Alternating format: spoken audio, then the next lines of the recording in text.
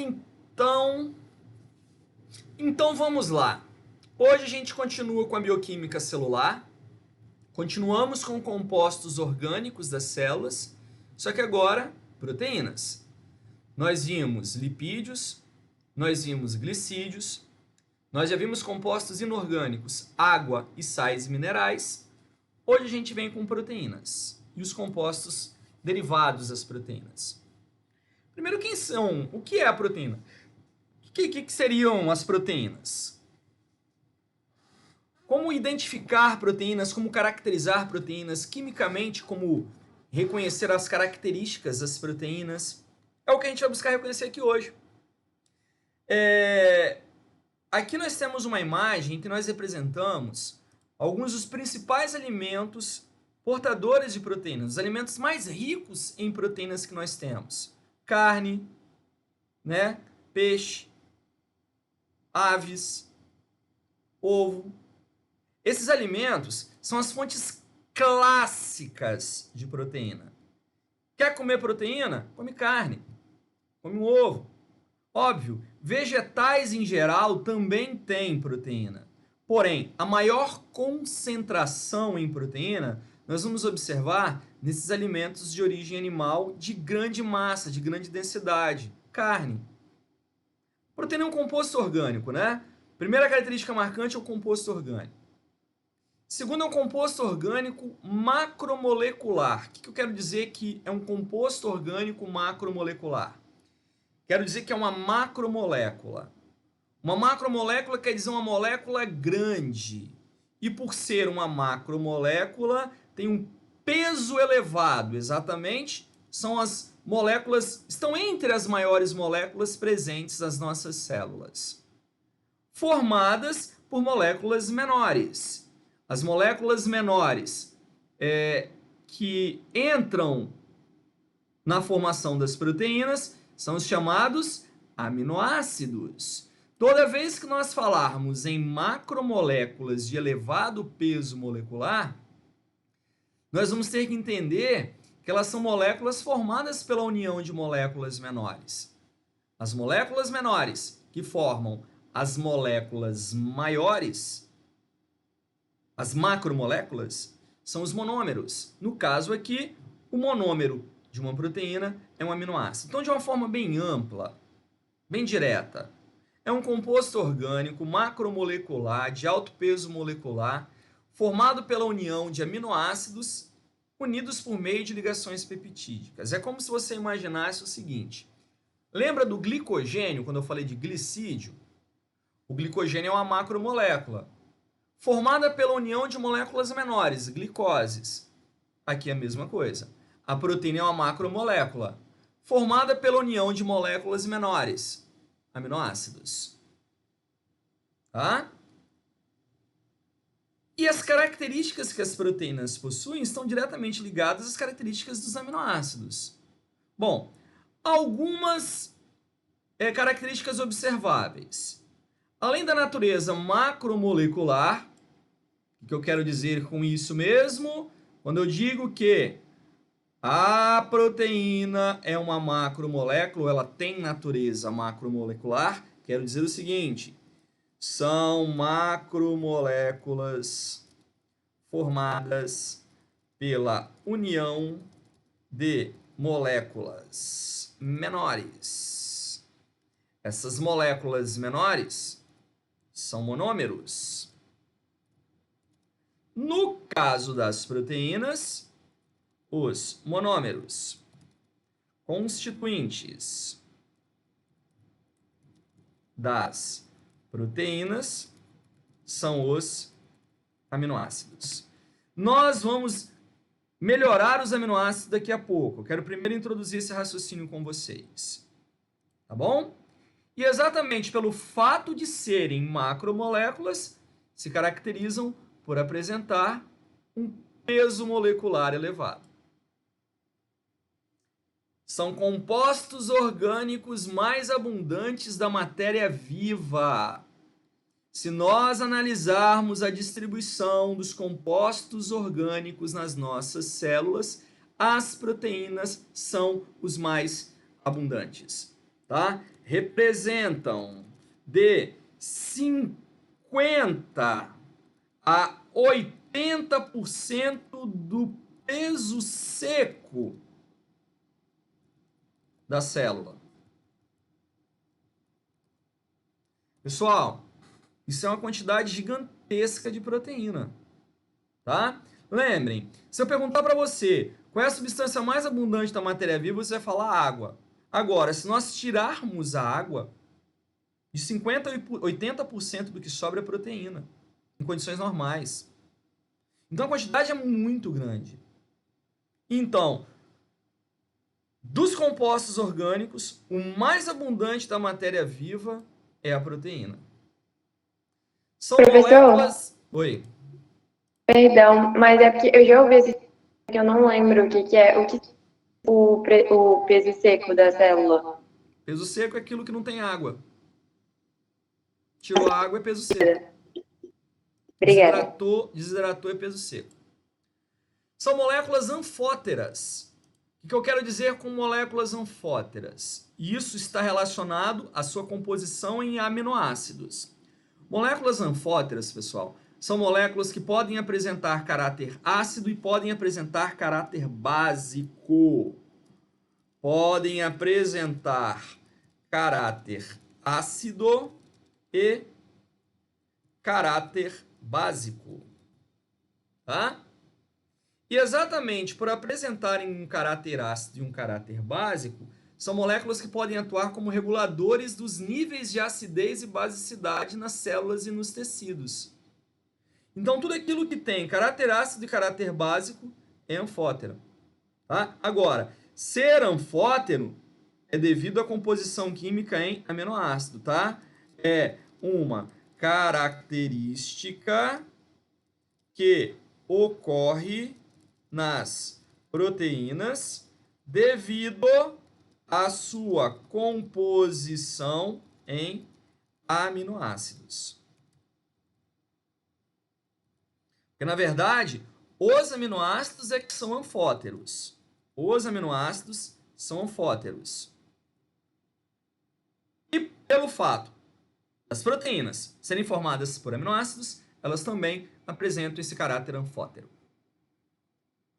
Formam na água uma solução coloidal. Uma solução coloidal, uma solução similar, por exemplo, a uma clara de uva. A clara de uva é uma solução coloidal.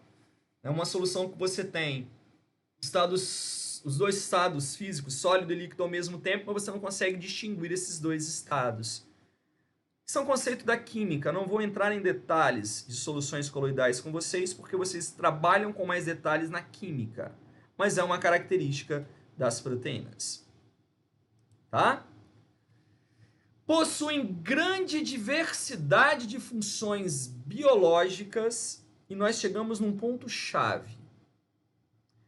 Praticamente todas as atividades biológicas desempenhadas numa célula, num organismo, são executadas pelas proteínas. As proteínas, elas atuam no nosso organismo, no mecanismo de defesa. Os nossos anticorpos são proteínas. Elas transportam substâncias. Por exemplo, eu falei da hemoglobina com vocês que transporta oxigênio. Hemoglobina é uma proteína. Eu falei do LDL que transporta colesterol. O LDL é uma proteína. Muitas proteínas têm função hormonal. Os hormônios do nosso organismo, a grande maioria são proteínas. Proteínas podem ser utilizadas com função nutritiva. Então, a maior diversidade possível de funções biológicas no nosso organismo está associada à proteína. E o mais importante, proteína que você tem no seu organismo porque você produziu. Toda proteína que você tem, você produziu. Produzidas no interior de células vivas. Porque olha só, quando eu viro e falo para você, carne tem muita proteína. Tem. Mas a proteína que você come na carne, ela não é absorvida no seu organismo. O que você tem que fazer? Você tem que digerir a proteína E depois que você digere a proteína, você aproveita os aminoácidos que aquela proteína tem. E usa esses aminoácidos para construir as suas próprias proteínas. Então a regra é essa. Você ingeriu o alimento. Você vai ingerir o alimento. Beleza? Tá aqui. Você foi lá e comeu a carne, né? Fazer um esqueminha aqui para nós, ó. Você ingeriu alimento, carne. Nessa carne você tem muito o quê? Proteína. Você vai aproveitar diretamente a proteína? Não! Então, para aproveitar a proteína, o que é necessário? Digestão. Para aproveitamento das proteínas, é necessário a digestão. Então, sempre que nós pensarmos em proteína, qual é o raciocínio? Eu acabei de falar para você. Ela é formada por quê? Aminoácidos, não é? Acabei de falar para você. Você produz nas suas células as suas proteínas. Então, o que você vai fazer? Você vai fazer o seguinte. Você vai pegar a proteína que foi liberada dos alimentos, vai fazer com que essa proteína sofra ação de enzimas.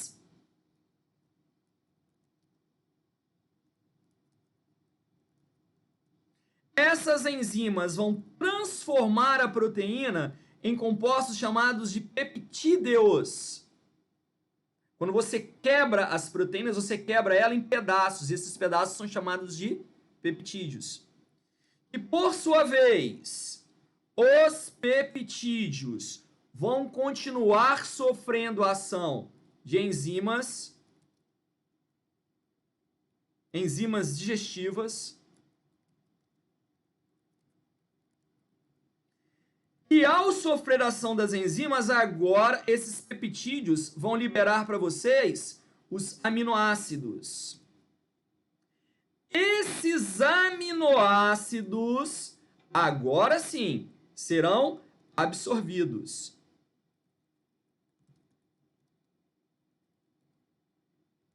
Absorvido pelas células. E após serem absorvidos, serão usados para a produção das suas proteínas. Após serem absorvidos, serão usados para a produção das suas proteínas.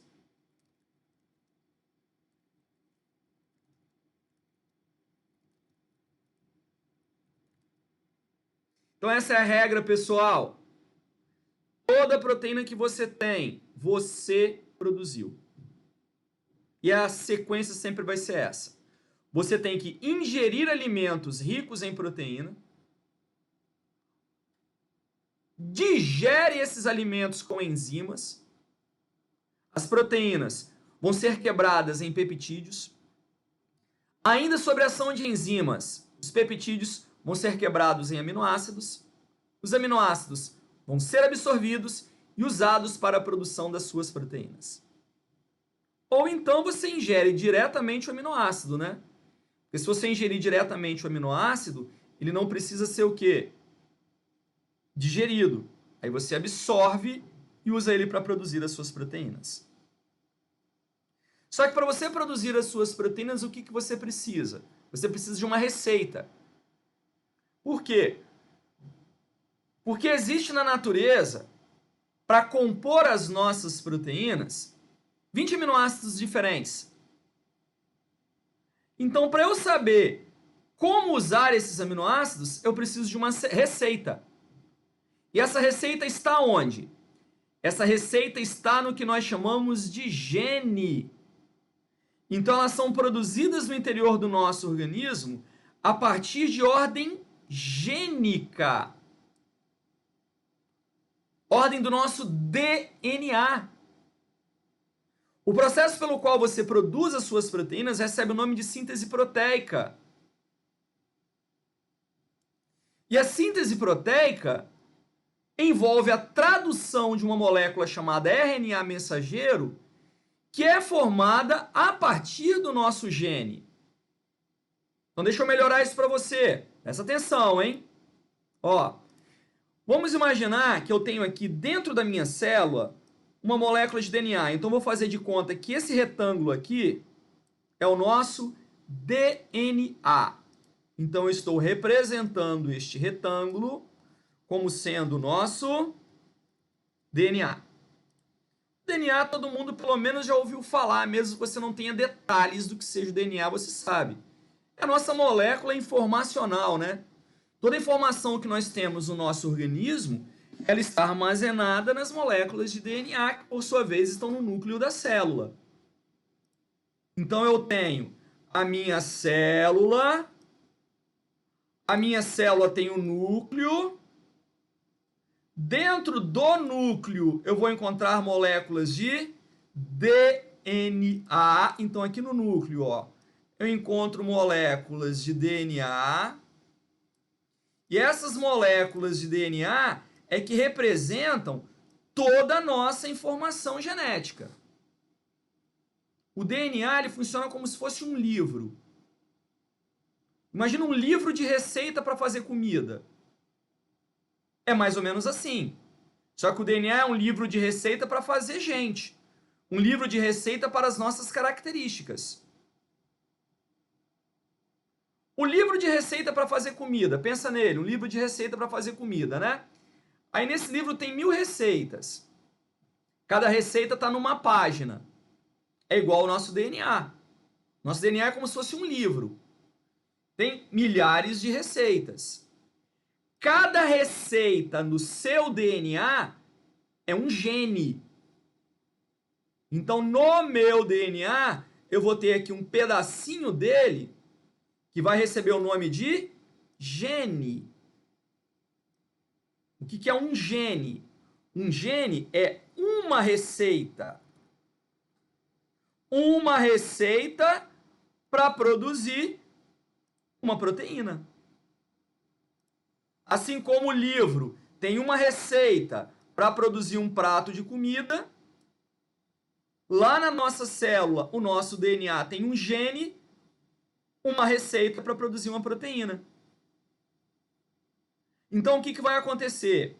O gene vai repassar a informação que ele tem para uma molécula de RNA. Então, essa é a regra, hein? O gene vai pegar a informação que ele tem e vai repassar essa informação para uma molécula que nós chamamos de RNA mensageiro. Que, por sua vez, esse RNA mensageiro vai sofrer uma tradução. E essa tradução vai ter como resultado a produção de uma proteína. Então essa é a regra. Você tem as suas proteínas no seu organismo porque você produziu. Porém, para produzir as suas proteínas, o que você precisa? De uma receita. Onde está a receita? No seu DNA. Qual é essa receita? É o gene. Então você tem o gene para a produção da proteína hemoglobina. Tem um outro gene que produz a proteína colágeno. Tem outro gene que tem a receita para produzir a proteína elastina. Tem outro gene que tem a receita para produzir a proteína queratina. E vai embora. Então, cada proteína que você tem no seu corpo foi produzida por uma receita e essa receita é o gene. Só que o gene só consegue colocar em prática isso quando ele usa uma molécula intermediária chamada RNA mensageiro. Esse RNA mensageiro vai sofrer um processo de tradução. Vocês já devem ter ouvido falar disso. Essa tradução vai acontecer nos ribossomos.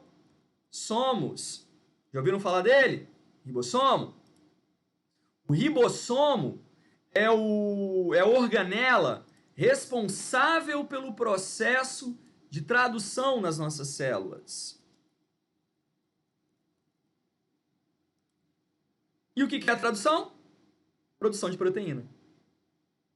Aí, a proteína, depois de produzida, ela vai ser a responsável pela execução das atividades biológicas no seu organismo. Depois que a proteína foi produzida, todas as atividades biológicas do seu organismo tendem a ser comandadas pelas proteínas. Agora que ela foi produzida, ela vai trabalhar na execução das atividades biológicas celulares e do organismo em geral. Por exemplo, quem que defende o seu organismo contra vírus? Anticorpos. Anticorpos são o quê? Proteínas. Então a função de defesa do seu corpo é feita por quem? Proteína. Quem que transporta oxigênio aos seus tecidos? Hemoglobina dentro da hemácia. Hemoglobina é o quê? Proteína. Então a função biológica de transporte de oxigênio quem faz é a proteína.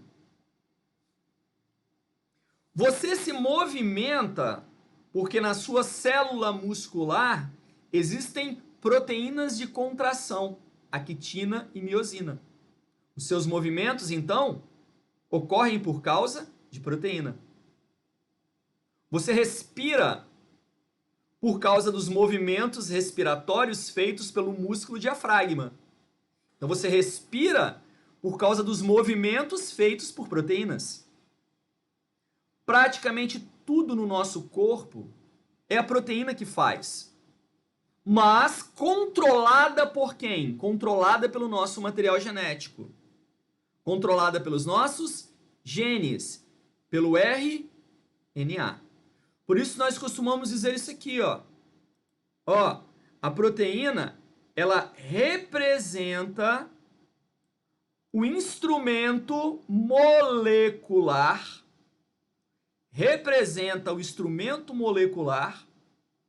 a partir dos quais as informações genéticas são expressas.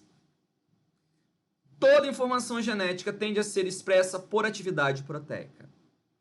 E eu quero que vocês lembrem disso aqui que eu acabei de definir com você. Sempre, proteínas são produzidas no interior de células vivas por um processo chamado síntese proteica. Síntese proteica. Esse processo todo que eu representei aqui com vocês, esse processo todo, a gente chama de síntese proteica.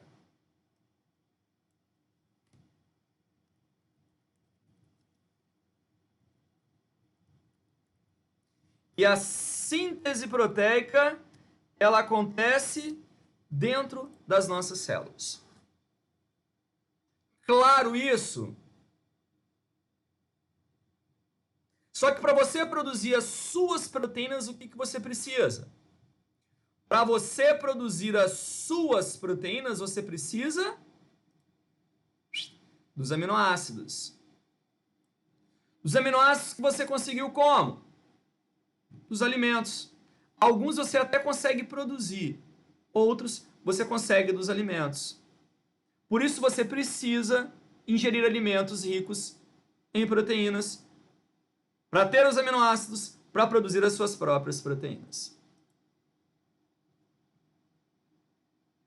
Toda proteína... Oi? Você pode voltar no outro slide? Eu não entendi o último tópico muito bem. Resumir, mais ou menos. Tipo, falou tanta coisa. Eu perdi. Você não entendeu o último tópico? Qual é o último tópico? que representa os instrumentos moleculares por meio dos quais a informação genética é expressa. Ah, tá. Eu tô aqui o tempo todo falando com vocês que para eu produzir a proteína, o que eu preciso? Preciso de uma receita. Qual é a receita para produzir a proteína? O gene. O que é o gene? O gene é a sua informação genética. Então, se eu quiser expressar essa informação genética, eu vou expressá-la como? Produzindo proteína. Você vai... Vou repetir os exemplos que eu dei aqui.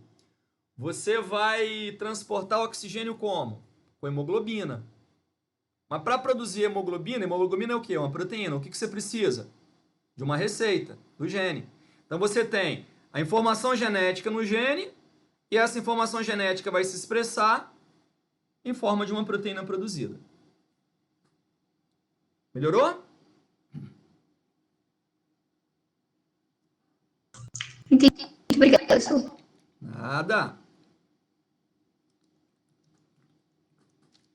Então, como eu falei, produzimos as nossas proteínas no interior das nossas células, mas para isso precisamos de aminoácidos. O que são os aminoácidos? Os aminoácidos são moléculas. Moléculas que vão se unir. Eu vou pegar um aminoácido, vou pegar outro aminoácido, vou pegar outro aminoácido, só que eu preciso que esses aminoácidos sejam unidos uns aos outros. Unidos uns aos outros, para que nós possamos produzir as nossas proteínas. E eles serão unidos por meio de uma ligação química. O nome dessa ligação? Peptídica. Ligação peptídica é o nome que eu dou à ligação que vai unir aminoácidos. Então, toda proteína é formada pelos aminoácidos unidos por meio das ligações peptídicas. Existindo, para compor as nossas proteínas, 20 aminoácidos diferentes. As nossas proteínas, elas podem ser formadas por até 20 aminoácidos diferentes. Não quer dizer que todas as proteínas têm 20 aminoácidos diferentes, nem que todas as proteínas possuem só 20 aminoácidos. Não. Eu quero dizer que existem 20 aminoácidos diferentes que podem ser escolhidos para que nós possamos produzir as nossas proteínas. E qual aminoácido eu vou usar? Quantos aminoácidos eu vou usar? E como eu vou usá-los está escrito no nosso gene. Então, quando eu falo que o gene é a receita para produzir a proteína, eu falo que o gene é a receita que está escrito exatamente quais dos 20 eu vou usar, quantos dos 20 eu vou usar e como eu vou usá-los para produzir as nossas proteínas.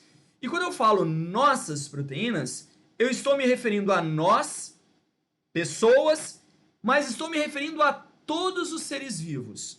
Porque todos os seres vivos vão ter as suas proteínas produzidas a partir dos mesmos 20 aminoácidos. Os mesmos 20 aminoácidos que eu uso para produzir as minhas proteínas são os aminoácidos que as bactérias usam para produzir as proteínas dela. A planta usa para produzir a proteína dela. O cachorro usa para produzir a proteína dele. Todas as proteínas de todos os seres vivos sempre serão formadas por uma variedade de 20 aminoácidos distintos, que podem variar em número, tipo e em sequência. Olha aqui, as células podem produzir proteínas com propriedades e atividades extraordinariamente diferentes pela reunião dos mesmos 20 aminoácidos. em muitas combinações e sequências diversas. Isso quer dizer o seguinte, quer dizer que, por exemplo, se eu pegar e for produzir uma proteína, por exemplo, vou botar aqui, vou usar o nome dos aminoácidos, cada aminoácido tem um nome, tá? Existe um aminoácido chamado valina. Se eu ligar a outra valina, ligar a outra valina, ligar a outra valina, a outra valina, e assim por diante, até formar uma proteína, eu vou produzir uma proteína 1. Agora, se ao invés de ligar valina, eu ligar uma leucina, a outra leucina, a outra leucina, a outra leucina, e assim por diante, até formar uma proteína, eu vou produzir uma proteína 2. Então, se eu usar aminoácidos diferentes, eu produzo proteínas diferentes. Mas eu posso produzir uma proteína assim também, ó. Valina com leucina com, valina com leucina com, valina com leucina, até formar a proteína. E aí já vai ser uma outra proteína. Uma proteína 3. Eu posso pegar valina, leucina, treonina, valina, triptofano, histidina. E vai embora, até formar uma proteína. Vai ser uma proteína 4. Então a diversidade de proteína é praticamente infinita. Por quê? Porque eu posso usar os 20 aminoácidos em combinações das mais diversificadas em número, em tipo e em sequência. Importantíssimo isso, ó. Vou escrever aqui, mas lá na frente eu vou escrever de novo. Os aminoácidos que formam as proteínas, os 20 aminoácidos, podem variar em tipo, número e sequência de proteína para proteína.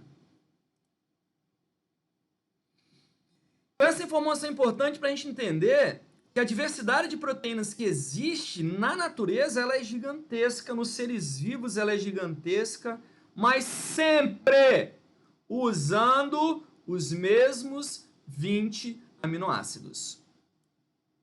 Aqui, ó, isso é um aminoácido, quimicamente falando. Essa é a fórmula geral de um aminoácido.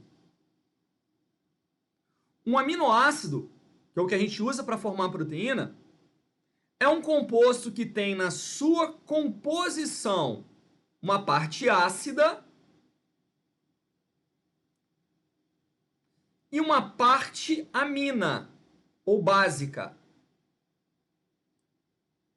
ligado a uma cadeia carbônica, um carbono central. Então vamos lá.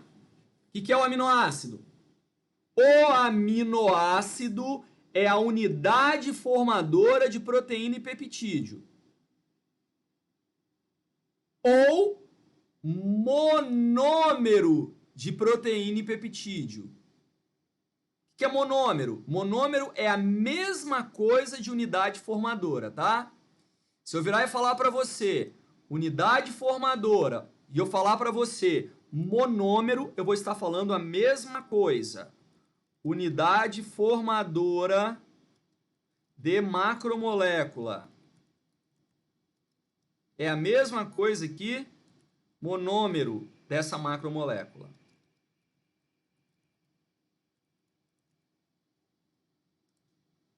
A proteína é uma macromolécula, não é? É. Estou falando isso o tempo todo. Então ela é formada por unidades formadoras. Monômeros. E quem são esses monômeros? Os aminoácidos. Peptídeo? Peptídeo, vou falar assim de forma grosseira, é uma proteína pequena. Como assim? É quando ainda não chegou no tamanho suficiente para ser proteína. Se eu juntar 2 aminoácidos, não vai ser mais aminoácido, vai ser um peptídeo, mas não vai ser uma proteína ainda, porque para ser proteína tem que ter pelo menos uns 80 aminoácidos. Se não chegou a 80 aminoácidos, a gente chama de peptídeo, mas depois a gente volta nisso. Mas vamos voltar aqui para aminoácido. Então olha aqui, todo aminoácido vai ser uma molécula orgânica que tem na sua composição o seguinte, um carbono principal, tá aqui, esse carbono central. O carbono faz quantas ligações? 4. Uma ligação tem que ser com o grupo carboxila. Já falei do grupo carboxila com vocês. Grupo carboxila é o que traz para a molécula o caráter ácido. Então, esse grupo carboxila proporciona um caráter ácido ao aminoácido. Proporciona caráter ácido. Ligado nesse mesmo carbono, grupo amina. O que é um grupo amina? É um nitrogênio ligado a 2 hidrogênios, ó. NH2. E esse grupo amina, ele proporciona um caráter básico.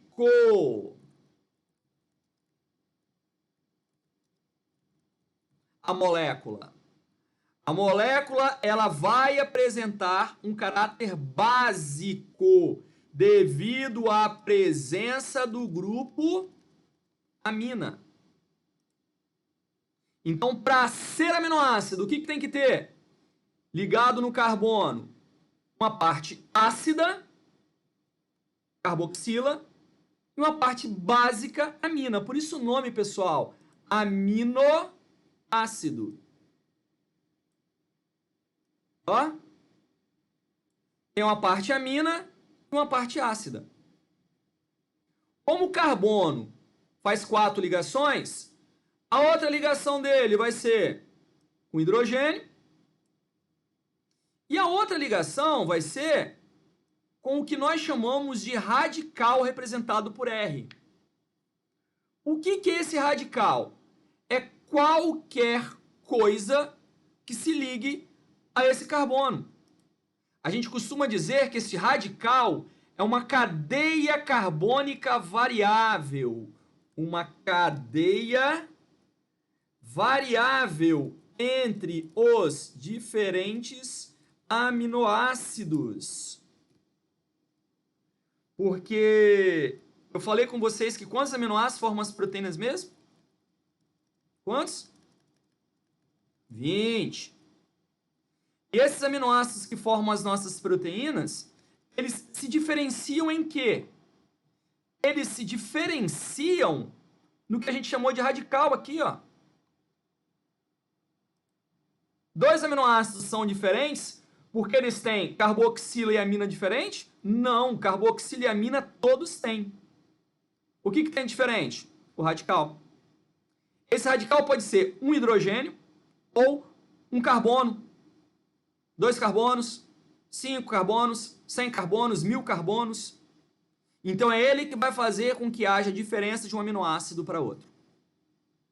Então essa é a fórmula de um aminoácido. Então, quimicamente, o que é um aminoácido? É um composto orgânico que tem na sua cadeia carbônica um grupamento ácido, carboxila, e um grupamento amina.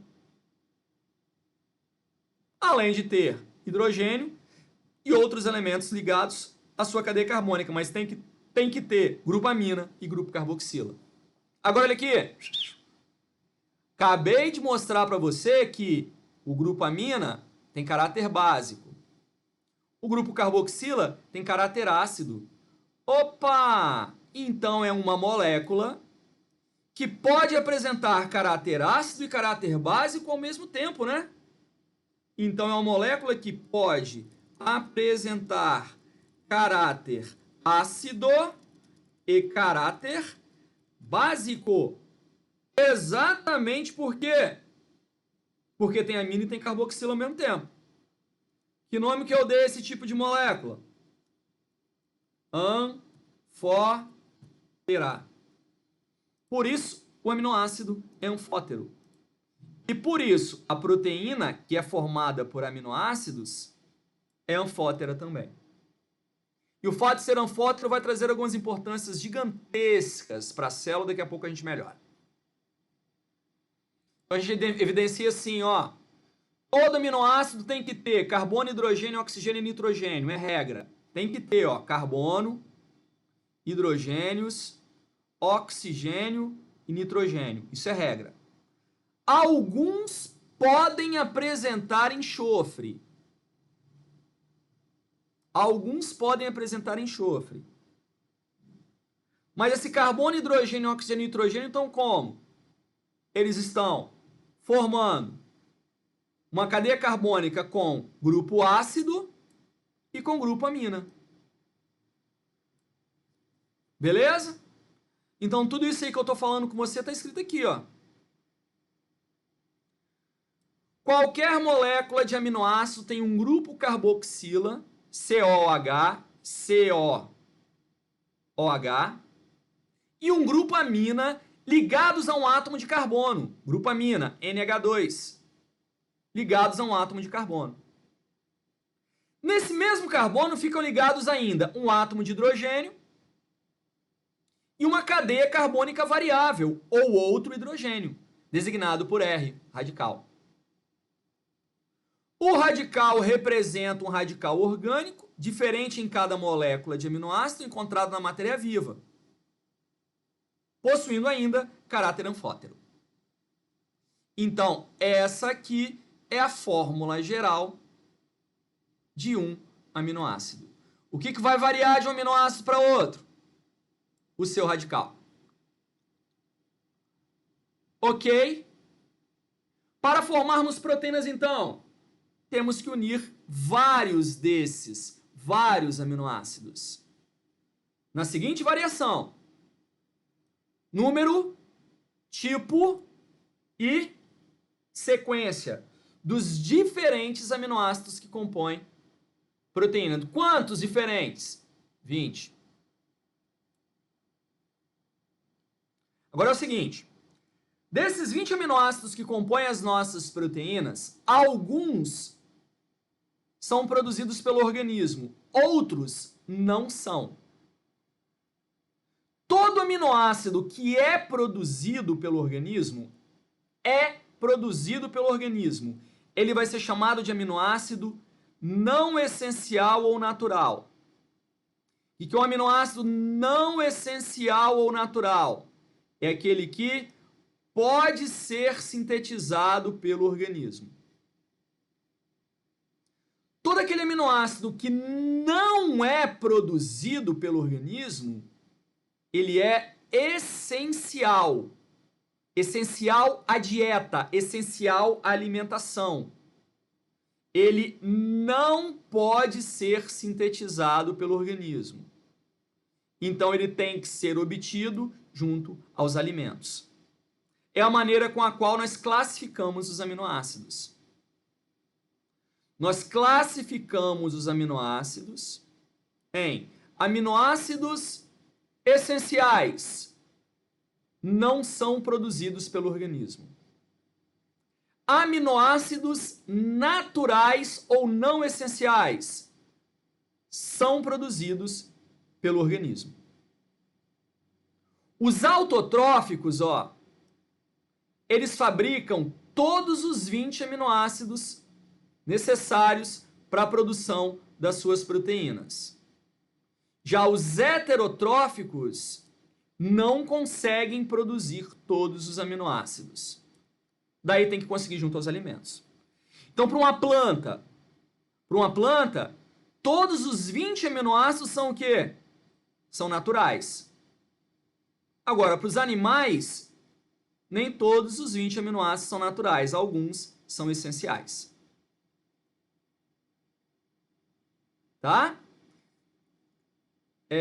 No nosso caso, pessoal, nós temos o seguinte, ó, na nossa espécie.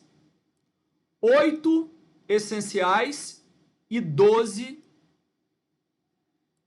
naturais. Nós temos a capacidade de produzir no nosso organismo 12 aminoácidos e não produzimos 8. Esses 8 que nós não produzimos, obrigatoriamente, devem vir junto aos alimentos.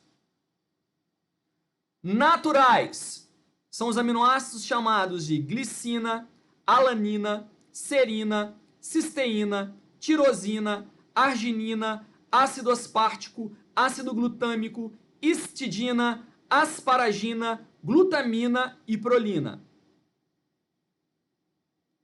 Essenciais: fenilalanina, valina, triptofano, treonina, lisina, leucina, isoleucina e metionina.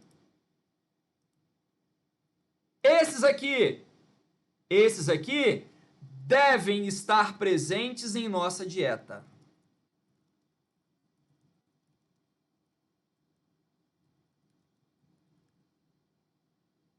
Precisamos obtê-los junto aos alimentos.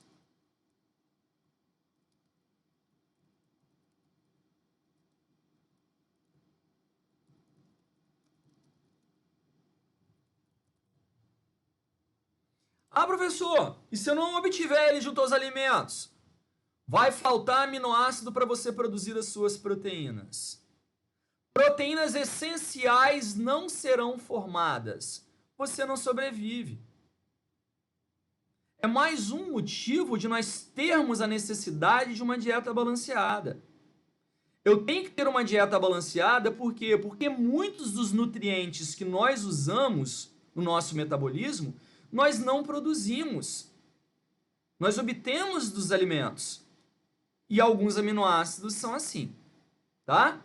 A observação aqui, ó. Os recém-nascidos, além desses 8, não conseguem produzir a histidina. A histidina está aqui, ó. Você só consegue produzir depois de um tempo. Então, pro recém-nascido, na verdade, são 9 essenciais. Mas para a espécie, 8 essenciais.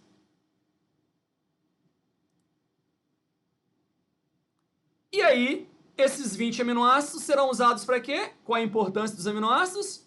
Serão usados para que nós possamos produzir as nossas proteínas. Primeira importância, então, formar proteína e peptídeo. São as unidades estruturais dos peptídeos e das proteínas. Só que é o seguinte, olha aqui. Os aminoácidos não são usados só para isso não, tá? Os aminoácidos eles podem ser usados no nosso organismo com outras funções, outros papéis biológicos. Por exemplo, eu não falei para você que o aminoácido é um anfótero? O que isso significa mesmo? Que ele pode apresentar caráter ácido e caráter básico. Ele é um anfótero, porque ele tem carboxila e tem amina. Pois bem, pelo fato de ser um anfótero, ele pode atuar no controle do pH das soluções corpóreas. Toda substância que atua no controle do pH das soluções corpóreas, no controle do pH da célula, a gente caracteriza que é uma substância tampão.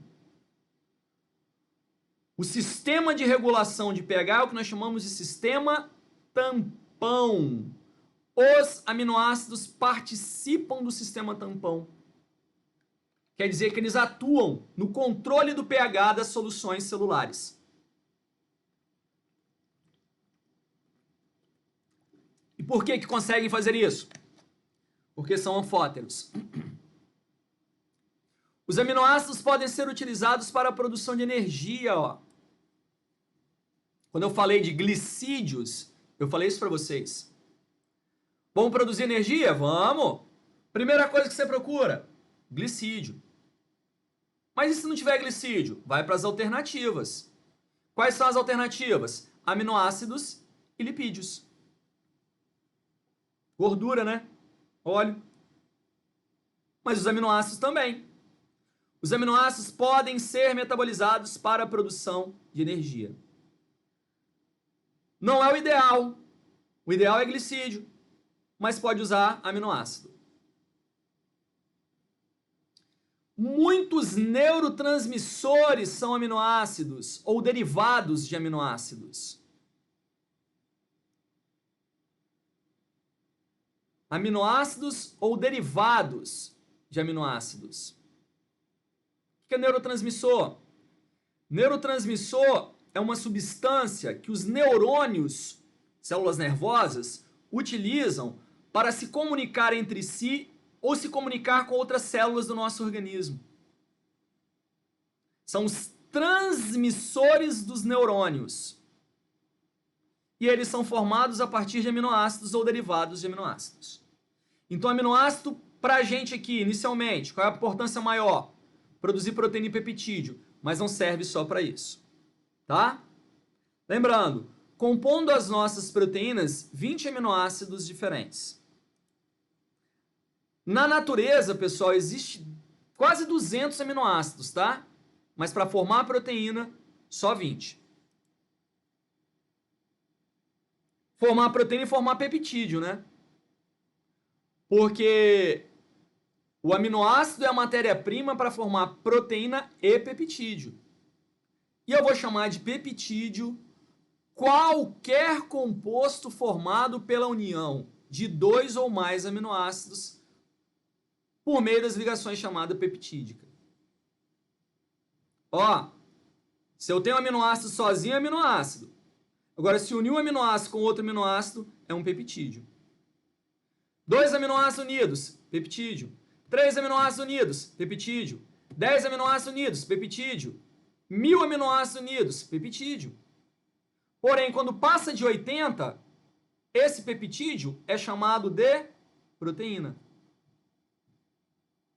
Peptídeo, qualquer composto orgânico macromolecular resultante da união entre 2 ou mais aminoácidos por meio de ligação peptídica. Isso é o que a gente caracteriza como peptídeo.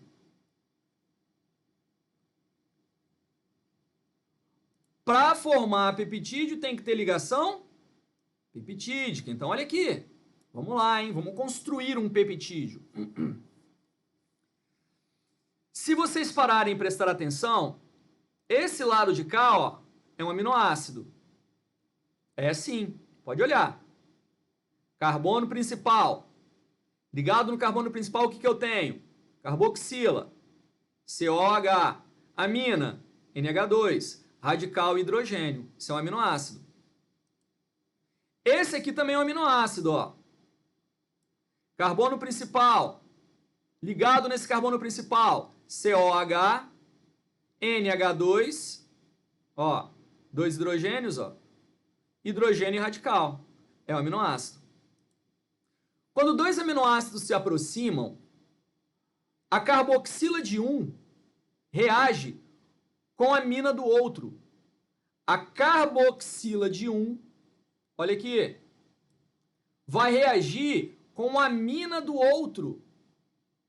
Então a reação entre eles é assim: carboxila com amina. A carboxila doa o hidrogênio e doa a hidroxila, perdão. O amina doa o hidrogênio. Então entre esses dois caras aqui, olha aqui, há uma interação, ó, que vão sair para formar água, ó. Como sair um OH daqui? Fica um espaço vago. Um hidrogênio aqui fica um espaço vago. Uma valência, a gente fala, né? Então a valência desse C é complementada com a valência desse N. E eles se unem, ó. Se unem aqui, ó. Ligação peptídica. A ligação entre o carbono e o nitrogênio de aminoácidos diferentes é a ligação peptídica. O que é a ligação peptídica?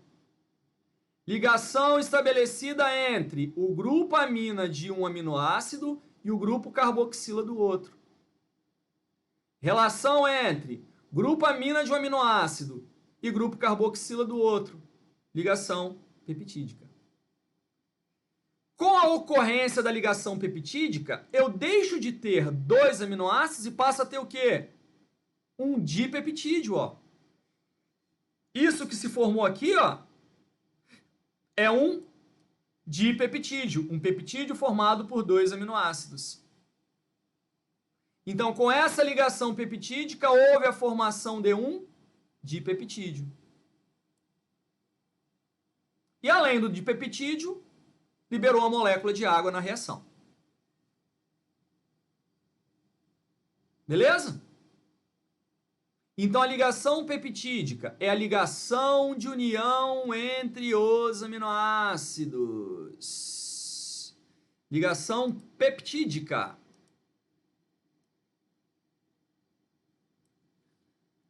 É a ligação de união entre os aminoácidos. Como ela se estabelece? Se estabelece entre o grupamento carboxila, que é o grupamento COH, de um aminoácido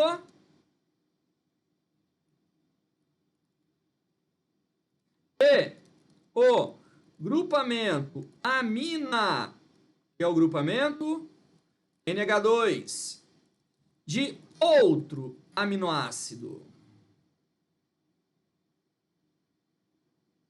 É uma ligação covalente.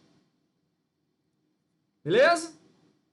Após o estabelecimento da ligação, o composto formado passa a ser designado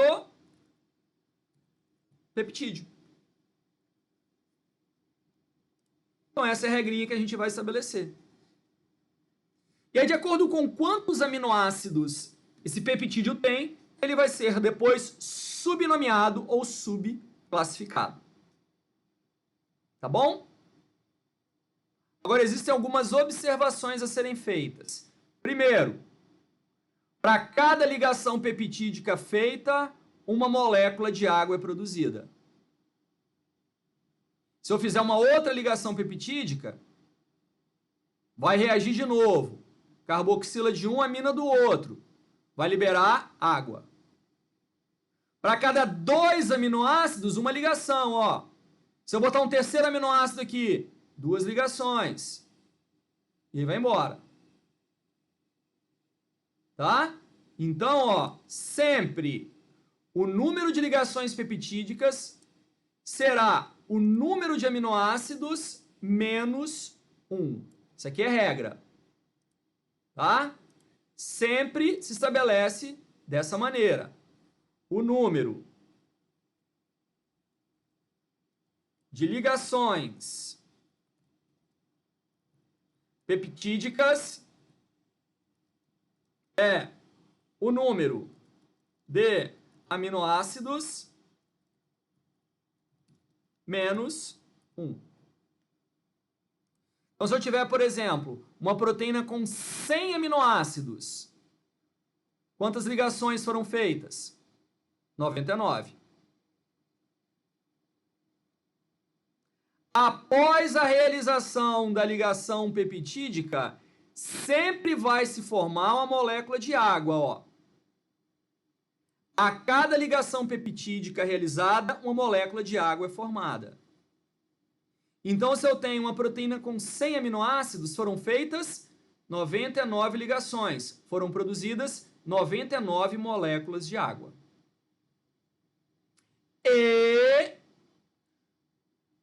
todo peptídeo formado sempre vai ter, de um lado, uma amina terminal e do outro lado, uma carboxila terminal.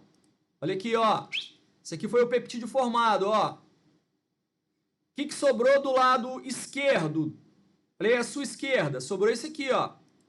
Olha o que sobrou aqui do lado esquerdo, ó. NH2. NH2 é amina, né? É uma amina na ponta, ó. Amina terminal. Do lado direito, o que sobrou? COH, ó. É um carboxila terminal. Visualizou? Então, isso aqui é o que eu chamo de amina terminal. Amina terminal.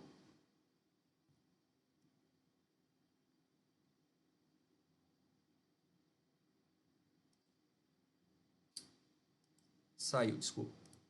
Isso aqui é o que eu chamo de amina terminal, ó.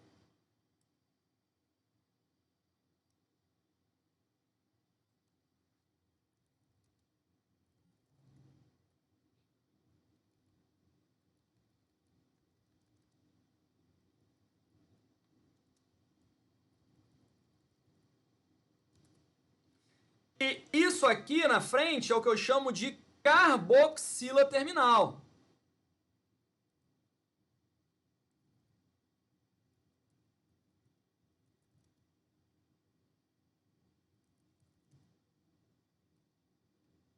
Amina terminal e carboxila terminal. Visualizou? Sempre vai ser assim. Para um lado sobra uma amina, para o outro lado sobra uma carboxila. Então tá aqui. Após a realização da ligação peptídica, o peptídeo formado apresentará sempre um grupamento amina terminal e um grupamento carboxila terminal.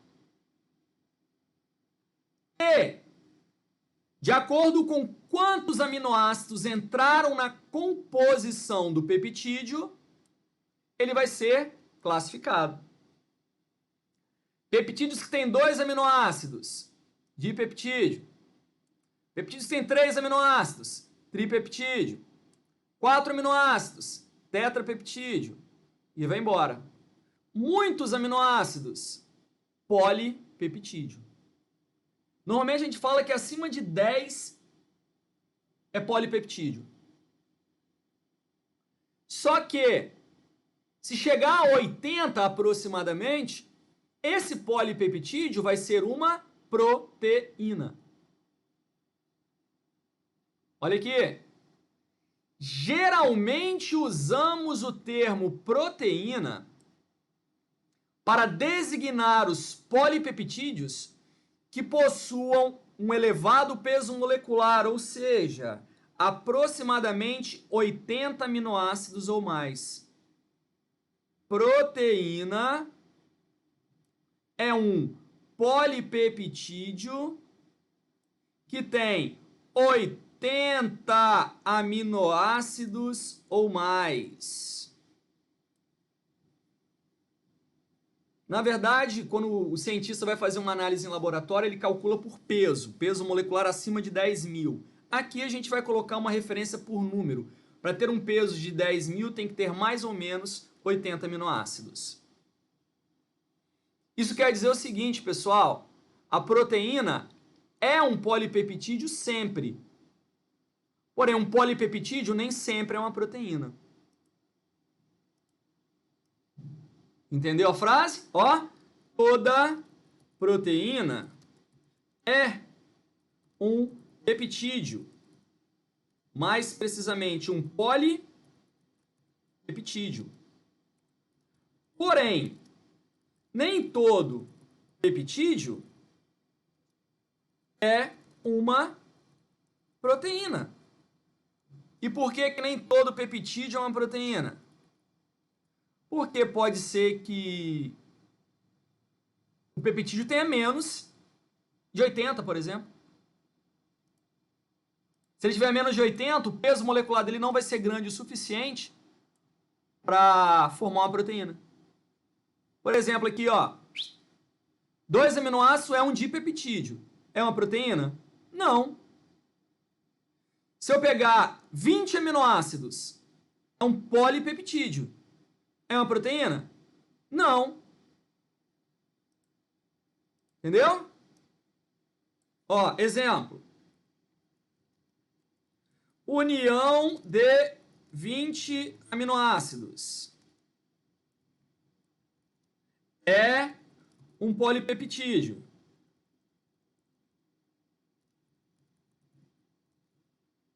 Porém, não é uma proteína. Por que não é uma proteína? Porque para ser proteína tem que ter o quê? Pelo menos 80 aminoácidos na sua composição. Visualizou? Ó, união de 300 aminoácidos é um polipeptídeo e é considerado uma proteína.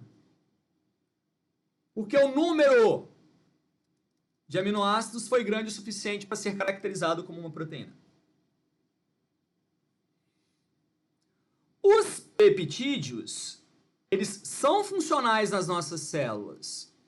O nosso organismo, muitas vezes, ele, ao invés de produzir uma proteína, produz um peptídeo, vai usar um peptídeo.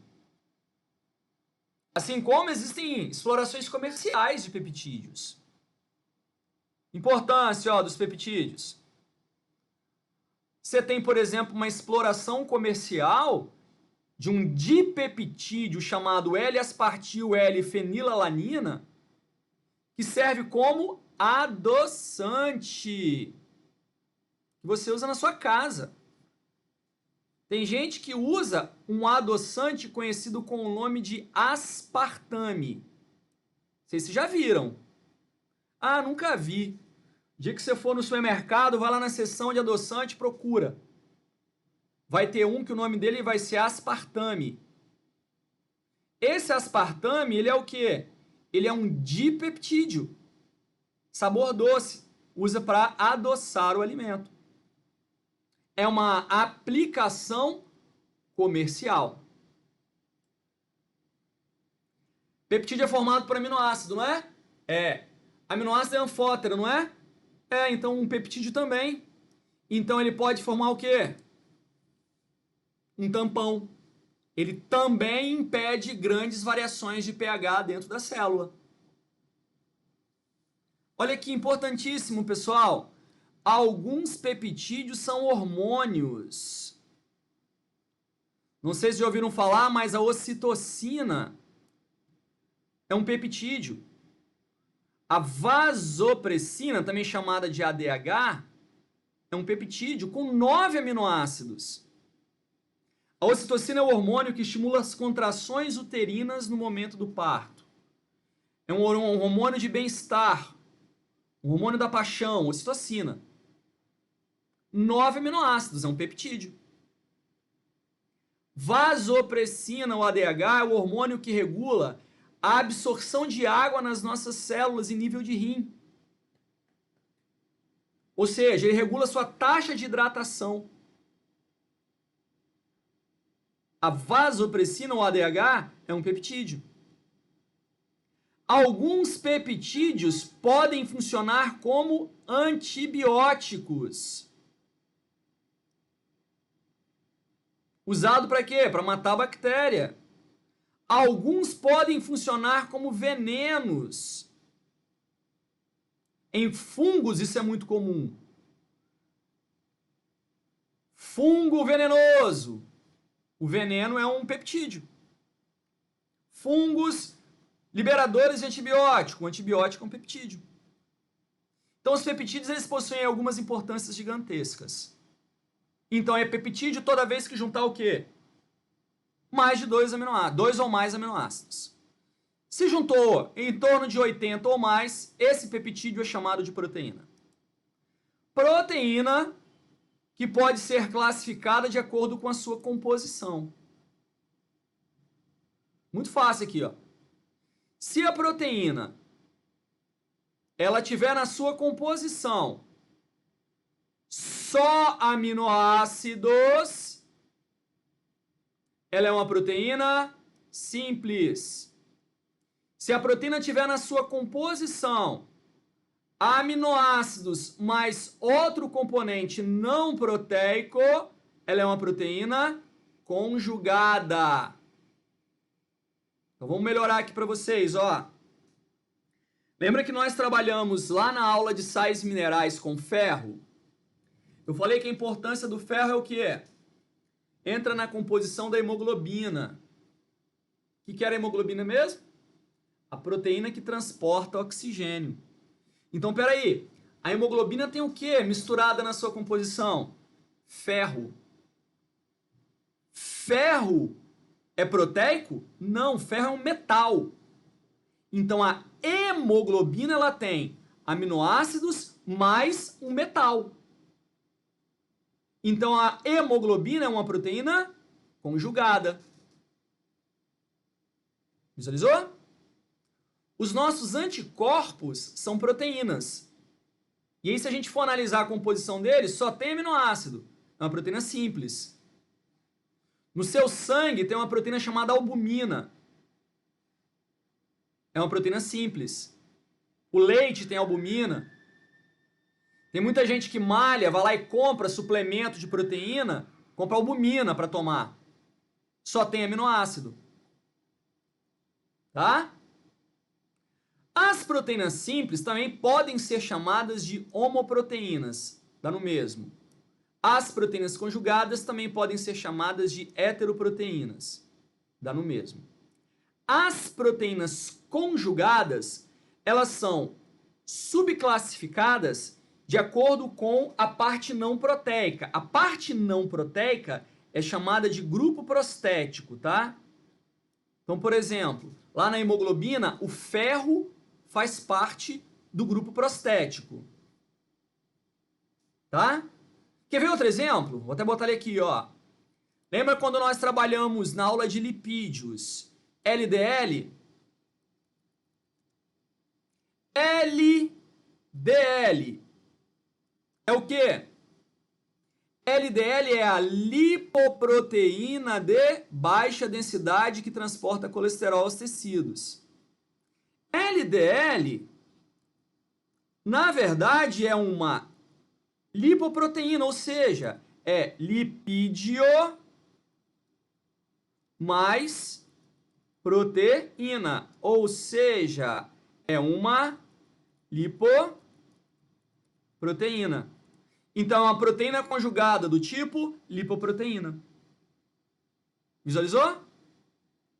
Existe uma substância chamada mucina. O que é a mucina? Literalmente, mucina é o catarro que você produz quando você está gripado. A mucina é glicídio mais proteína. Então, a mucina é uma glicoproteína. Então, a mucina é o quê? É uma proteína conjugada.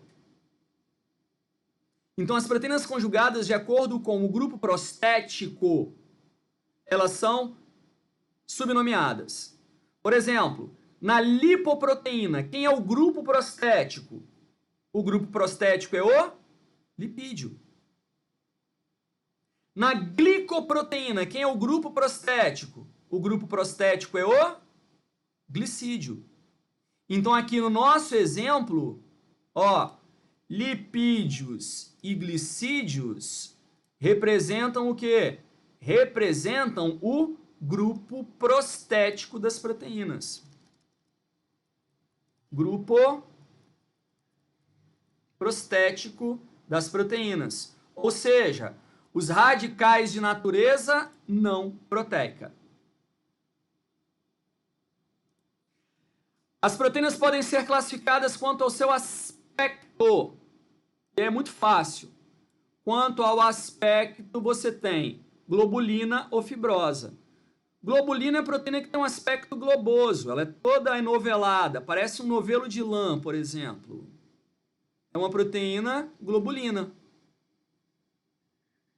Proteína fibrosa, como o nome já fala, tem um aspecto de fibra. Ela é alongada, com aspecto fibroso, igual a fibra. Ela é uma proteína fibrosa. Fechou. Raciocínio simples. Proteína globulina tem aspecto enovelado. Proteína fibrosa tem aspecto fibroso. As proteínas globulinas, elas normalmente são solúveis. Representam a maioria das nossas proteínas. Anticorpo, enzima, albumina. As proteínas fibrosas normalmente são insolúveis e de elevada resistência. Então são proteínas que fazem o quê? Normalmente papel estrutural. Por exemplo, a sua pele, ela tem resistência. Se você puxar a pele, ela não vai soltar na sua mão, porque ela tem muita resistência. Mas o que confere essa resistência? Colágeno, elastina. A sua unha, ela é dura, ó. Por que ela tem essa resistência? Queratina. São proteínas fibrosas. Assim como as proteínas, elas podem ser classificadas de acordo com a sua estrutura. O que é estrutura? Estrutura é a forma da proteína. A estrutura proteica é o aspecto que a proteína tem. O aspecto tridimensional no plano espacial. Ou seja, em outras palavras, é a forma da proteína.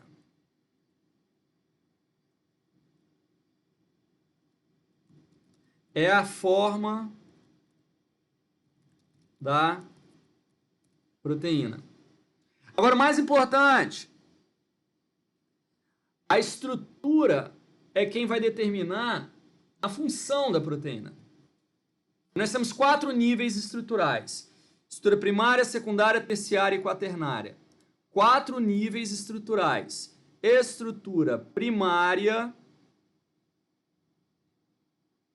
estrutura secundária, estrutura terciária e estrutura quaternária, cada um com algumas características. O que é a estrutura primária, pessoal? A estrutura primária nada mais, nada menos é do que a sequência linear dos aminoácidos.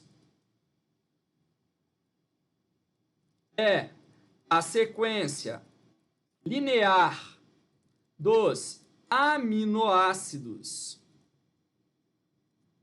unidos pelas ligações peptídicas.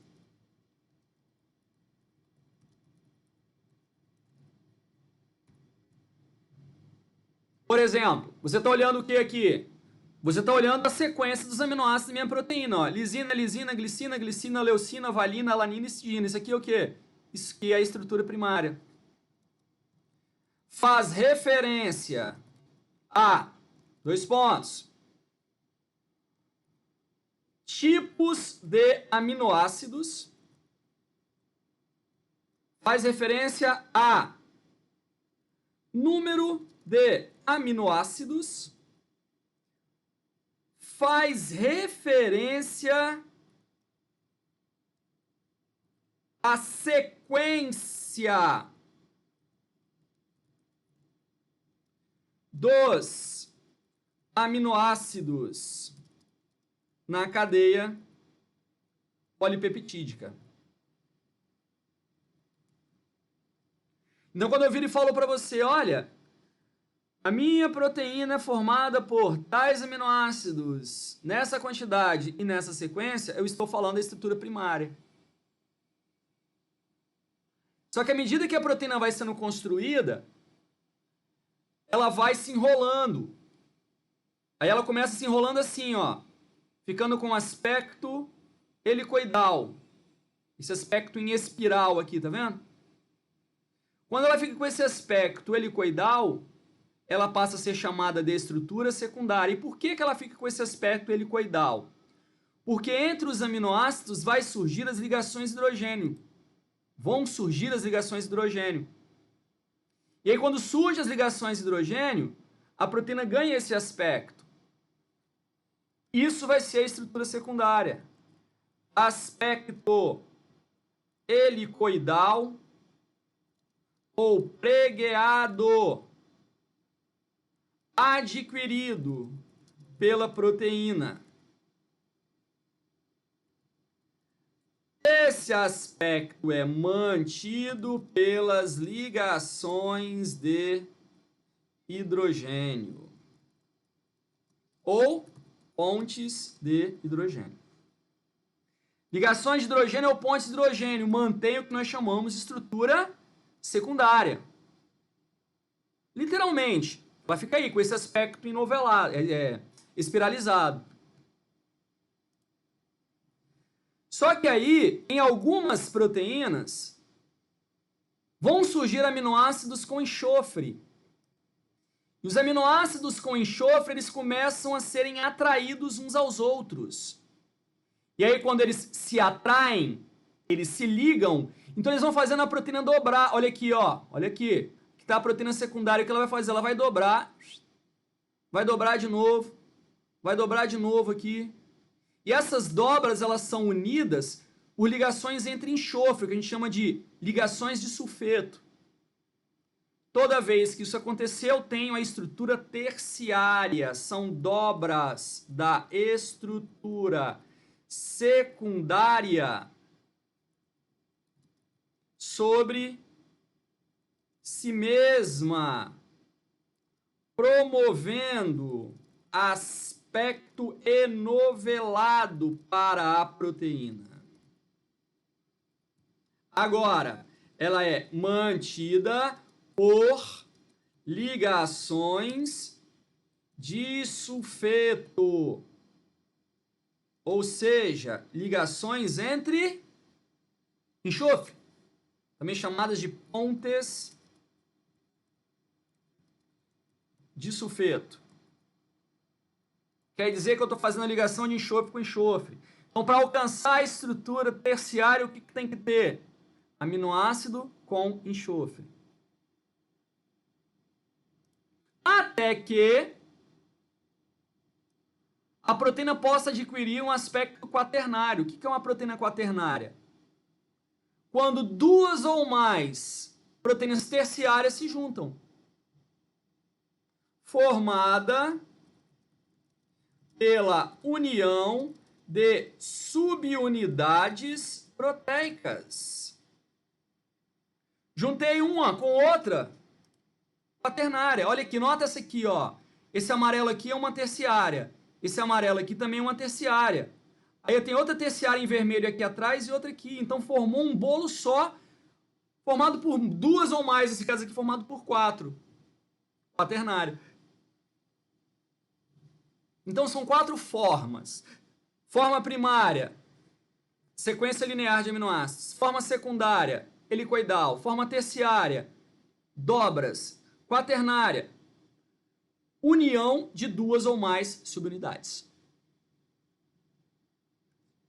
Isso caracteriza a estrutura. Agora, o mais importante é a estrutura que vai determinar a função das proteínas.